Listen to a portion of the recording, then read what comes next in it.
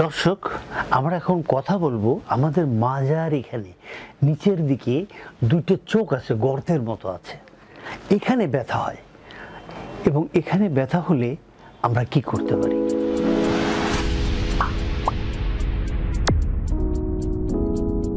প্রথম হলো যে আমরা বসে কাজ করছি, অফিসে কাজ করি, সামনে ঝুঁকে কাজ করি, অনেক কষ্ট হয়, অনেক সময় আমরা বসে থাকতে পারি না।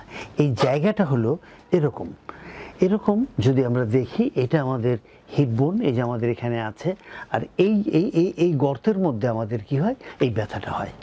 তাহলে এই গর্তের মধ্যে ব্যথাটা হলে আমি অফিসে বসেই চেষ্টা করব যাতে এই ব্যথাটা চলে যায়, যাতে আল্লাহ পাক আমাদেরকে এই ব্যথা থেকে মুক্তি দেন। চলুন না আমরা একটি এক্সারসাইজ দেখি, যে এক্সারসাইজের মাধ্যমে এটা আমরা করতে পারি।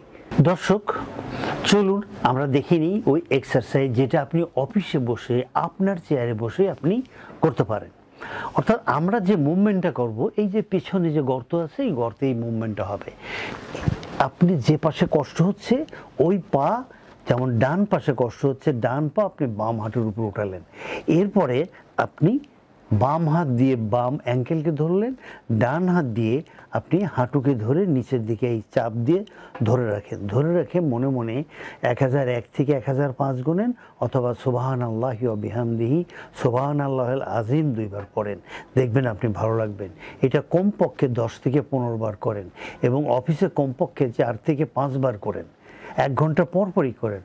করলে দেখবেন যে আপনি অনেক ভালো বোধ করছেন, আগের চেয়ে অনেক ভালো লাগছে।